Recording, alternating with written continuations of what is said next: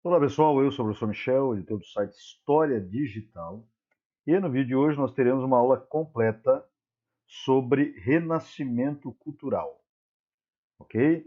Não esqueçam que esse vídeo será dividido em dois. Neste primeiro, nós teremos uma apresentação mais expositiva do assunto e no outro vídeo nós faremos a recapitulação e também a resolução de alguns exercícios para você ficar fera no tema renascimento cultural, ok? Bom, vamos fazer um panorama aqui desse tema, né? Então, quando a gente fala em renascimento cultural, a gente está falando de um período que a gente denomina de pum, Idade Moderna. Tá? Então, estão acesas as luzes da modernidade, ok?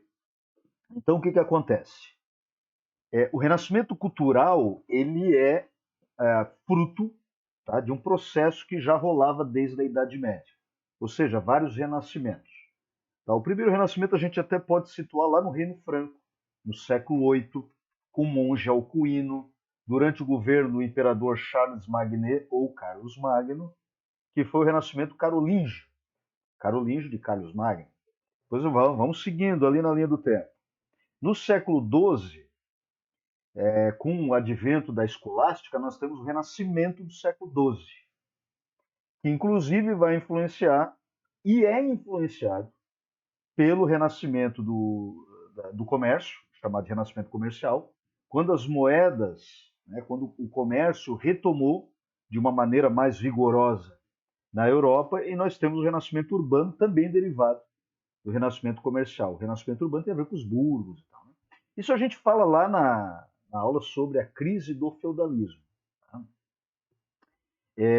Então, o que acontece é que depois de todos esses renascimentos, né, houve também o renascimento na parte artística, que a gente chama de renascimento cultural. Né?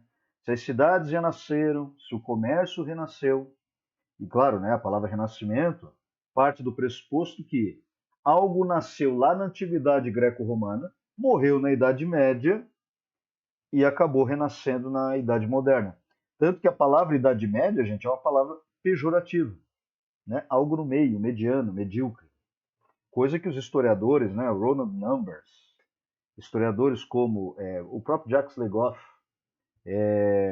Alexandre Coiré, Giovanni Reale, entre outros, né, historiadores da ciência e tal, eles apontam que esse termo não se adequa bem à Idade Média, ou seja, o período da Idade Média não foi um período tão morto assim. Né? Bom, mas esse é outro assunto. Vamos voltar aqui à Idade Moderna e ao Renascimento Cultural. Então, se o comércio e as cidades renasceram, a arte também renasceu.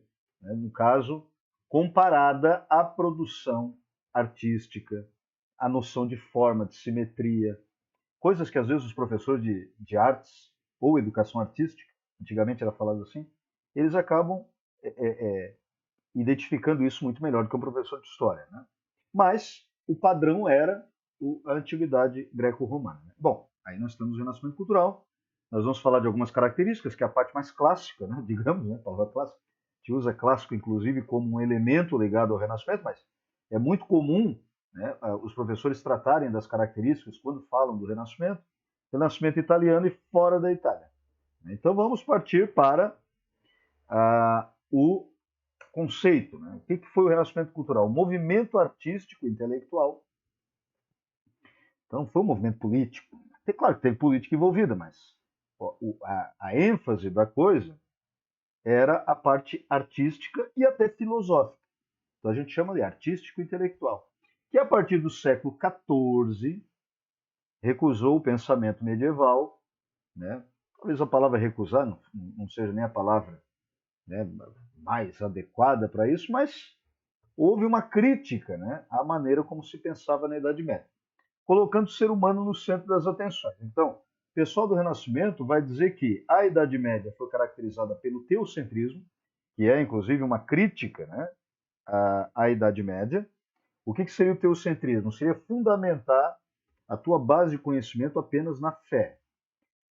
A verdade é que é uma crítica exagerada. Na Idade Média, a maneira de tentar entender o mundo, ou buscar apreender a realidade das coisas, não estava fundamentado apenas na fé. O próprio, por exemplo, se a gente pega, né, o finalzinho da Idade Antiga, o início da Idade Média, que foi o Santo Agostinho, e depois, no século XIII, o São Tomás de Aquino, eles vão dizer que é necessário o equilíbrio entre fé e razão. Um não caminha sem o outro. Então, dizer que no período da Idade Média o pensamento se fundamentava exageradamente ou apenas num ponto de vista mais teológico, mais religioso, fundamentado na fé, é exagero. Mas é a crítica que eles faziam na época do Renascimento. Então faziam um retorno à Antiguidade Clássica, inclusive chamam isso de classicismo, né? Retorno à Antiguidade Clássica. E quando a gente fala Antiguidade Clássica, Grécia e Roma, ou seja, Antiguidade Greco-Romana, inclusive já tem uma aula sobre Grécia Antiga aqui no canal História Digital. O humanismo, o antropocentrismo, colocar o ser humano no centro, né? Antropos, homem, centro, centrismo, centro. Né? Botar o ser humano no centro das preocupações, o hedonismo, a questão da beleza, o individualismo, a ideia da valorização da liberdade, inclusive na parte estética, né? A gente percebe, por exemplo, a representação da nudez humana, é algo característico do Renascimento, em obras de Michelangelo, a gente vê isso em obras de Leonardo da Vinci, inclusive algumas imagens a gente vai ver na sequência. E nós temos o racionalismo também como uma característica do Renascimento, né? O uso da razão. Aí, nesse caso, a gente tem o racionalismo como característica, fazendo um contraponto ao que os renascentistas chamavam de teocentrismo medieval. Aqui, na verdade, não foi tão assim. Né? A Idade Média não foi um período assim tão obscuro. Né? Por exemplo, quer ver? Tem um historiador chamado Ronald Numbers, que ele que valeria até um vídeo sobre isso, tá? Então eu não vou me deter muito nisso agora, porque o nosso foco é outro, mas Ronald Numbers, ele fala, por exemplo, que na Idade Média, né, ao contrário do que a gente possa imaginar, a galera não acreditava na Terra plana, como a gente às vezes imagina, o pessoal pensava de uma maneira mais, entre aspas, primitiva ou obscura. Não era bem assim. A igreja impedia a dissecação dos mortos. Ronald Numbers disse que não. Ele disse que na igreja era possível a dissecação, contrariando inclusive o livro O Físico, né, que também virou um filme com a história baseada no livro. Né? Outra coisa também, aí a gente já tem um historiador da ciência chamado Alexandre Coiré, ele afirma que o Renascimento Cultural ele não foi um momento em que o ser humano teve um pensamento muito crítico, nem foi o início da ciência. Né? Então, Alexandre Coiré e o Giovanni Reale são dois historiadores da ciência, eles dizem que não. Eles dizem que, na verdade, havia muito hermetismo durante o Renascimento, ou seja, totalmente contrário ao pensamento científico. O que é o hermetismo? É um sincretismo lá envolvendo uma mistura de religião com astrologia, com elementos esotéricos, né? Iniciado no início da era cristã pelo Tote, um egípcio, né? Também conhecido como Hermes Trismegisto. Aí tem um. Daí deriva o nome, né? Hermetismo. Tá? Isso vai até Galileu Galilei, segundo esses historiadores. Né? Mas a verdade é que os exames externos e a maior parte dos livros didáticos tratam dessas características plenas como características fundamentais do pensamento renascentista. Tá? Bom, vamos para o Renascimento na Itália. Eu abro dois aqui, a parte dos aspectos gerais e os representantes da Itália, começando com a primazia italiana. O que seria isso? Os motivos pelos quais o Renascimento surge na Itália, na Península Italiana, que a gente conhece como uma bota, né? Lá na Europa. Então, a Itália foi herdeira do Império Romano do Ocidente. Então, de certa maneira, havia um contato permanente, né, com a herança, com o legado deixado pela cultura romana, e não só romana, né, gente? A cultura greco-romana também, porque os romanos acabaram dominando a Grécia, a Magna Grécia, e também se apropriando de boa parte da cultura grega. Os deuses romanos são fundamentados nos deuses gregos.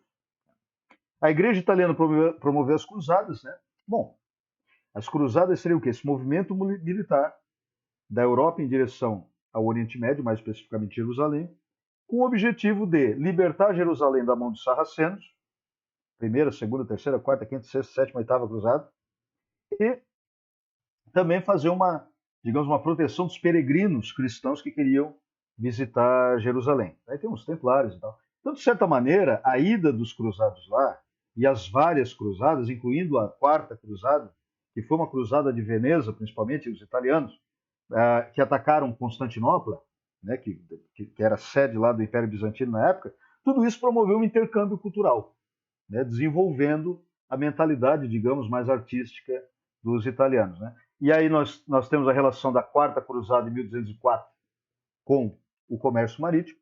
Né? Os italianos vão dominar o comércio marítimo no mar Mediterrâneo.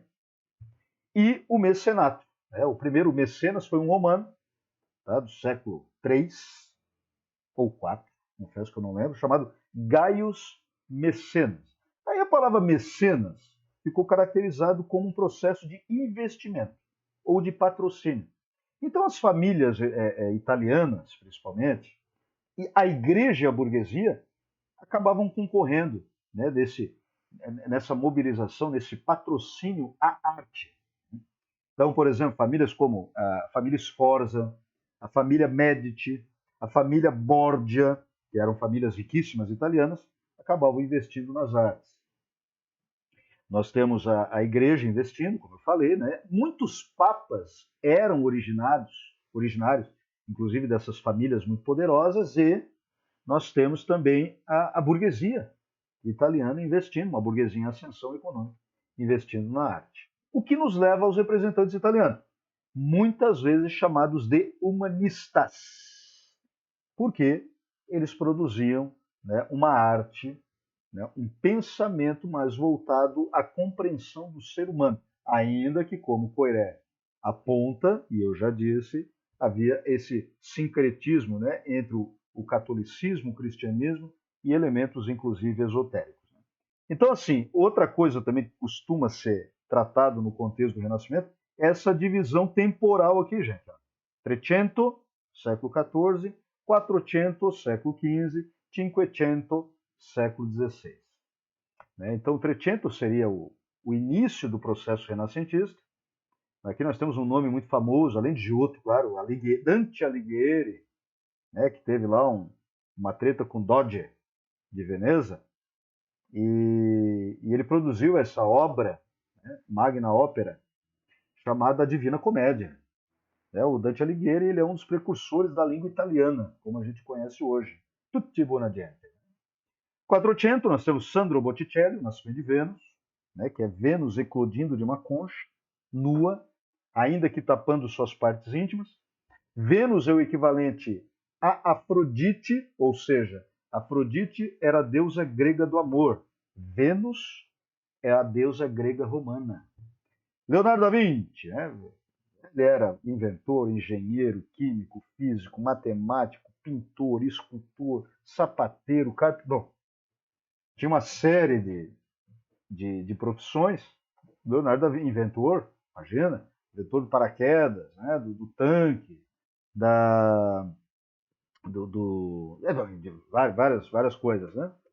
E aí ele pintou, talvez a sua pintura mais conhecida seja a Mona Lisa, né, que hoje está no Museu do Louvre, em Paris, e a Última Ceia, né, que foi o mote da obra lá do Dan Brown, né, o Código da Vinci. 500, Rafael, né, não dá para deixar de fazer uma analogia lá com as Tartarugas Ninja, né? Michelangelo, Rafael, Donatello e Leonardo. Né? As Madonas, que seriam representações de Nossa Senhora, a Escola de Atenas, que tudo isso é, de certa maneira, correlacionado com as características do Renascimento. Porque Escola de Atenas, Grécia. Uma das características do Renascimento, retorno à Antiguidade Clássica. Isso é claro? Então tem essa relação que a gente pode fazer. E nós temos aqui também o famoso Michelangelo, que, dentre outras coisas, pintou a Capela Sistina. Né? Então vejam as imagens aqui. Moisés, aqui são todas obras de Michelangelo, tá? Eu peguei especificamente desse artista. Ele dizia, inclusive, olha só que legal, vejo um anjo preso num bloco de mármore e só tenho o trabalho de libertá-lo. Ou seja, segundo as interpretações que os historiadores da arte dão, ele já conseguia ver a obra antes da obra ser concluída. É uma visão espacial bastante interessante. Inclusive, quando ele fez o Moisés, né, ele teria dito, tamanha perfeição da obra, teria dito parla, ou seja, fala. La Pietà mostra esse aspecto mais humanista